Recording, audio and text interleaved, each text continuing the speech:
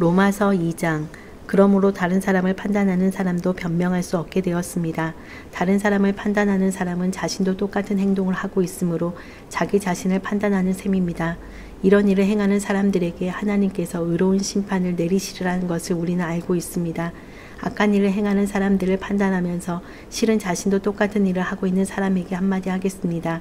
그대가 혹시라도 하나님의 심판을 피할 수 있다고 생각합니까? 그렇지 않다면 하나님의 자비로우심이 여러분을 회개로 이끄신다는 것을 깨닫지 못하고 그분의 자비로우심과 넓으신 아량과 오래 참으심의 풍성함을 멸시하는 것입니까? 어리석게도 이런 사람은 완고하고 회개하지 않음으로 말미암아 하나님의 의로우신 심판이 나타나는 날에 받을 진노를 스스로 쌓고 있습니다. 하나님께서는 각 사람이 행한 그대로 갚아주실 것입니다. 인내로서 선한 일을 행하며 영광과 존귀와 영원한 것을 구하는 사람들에게는 하나님께서 영생을 주실 것입니다. 그러나 이기적인 욕심만 가득하여 진리를 거스르고 옳지 않는 것을 따르는 사람에게는 하나님께서 진노와 화를 내리실 것입니다. 악한 일을 행하는 모든 사람에게 환난과 고통이 있을 것입니다. 유대인으로부터 시작해서 이방인들에 이르기까지 그러할 것입니다. 그러나 선한 일을 행하는 모든 사람에게는 영광과 존귀와 평강이 있을 것입니다. 유대인으로부터 시작해서 이방인들에 이르기까지 그러할 것입니다. 그것은 하나님께서 모든 사람을 차별하지 않으시기 때문입니다. 율법을 모르는 사람들이 죄를 지으면 율법과 상관없이 망할 것이요 율법을 아는 사람들이 죄를 지으면 율법에 따라 심판을 받을 것입니다. 그것은 하나님 앞에서는 율법을 듣는 사람이 의로운 사람이 아니라 오직 율법을 행하는 사람이라야 의롭다고 인정받기 때문입니다. 이런 까닭에 율법을 가지고 있지 않은 이방인들이 본성에 따라서 율법이 요구하는 대로 행하였다면 그 사람은 율법을 가지고 있지 않지만 자신이 자기에게 율법이 되는 것입니다.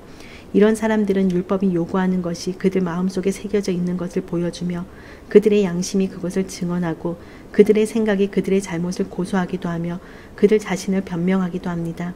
이 모든 일은 내가 전파한 복음대로 하나님께서 예수 그리스도를 통해 사람들의 비밀스러운 삶들을 심판하실 때 일어날 것입니다.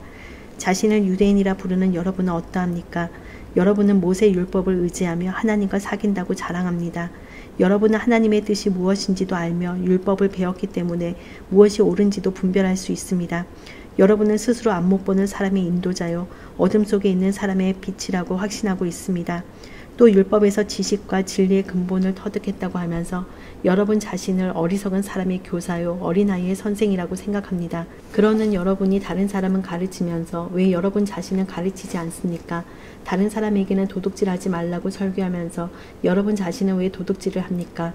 간음하지 말라고 말하면서 여러분은 왜 간음을 행합니까? 우상을 미워하면서 여러분은 왜 신전에 있는 물건을 훔칩니까?